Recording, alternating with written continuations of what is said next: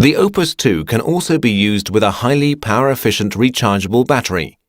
With the da capo battery and charging system, users benefit from an even lighter processor and full FM compatibility without compromising performance. To connect the da capo frame to the OPUS 2, open the battery lock, remove the cover, and pull out the connecting piece.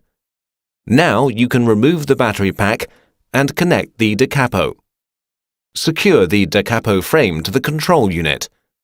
Secure the da capo by inserting the 2 pins completely into the 2 holes on the bottom of the control unit. Hold the straight side of the da capo power pack and insert the side with the recessed corners into the frame. If positioned correctly, you can now push the power pack into the frame.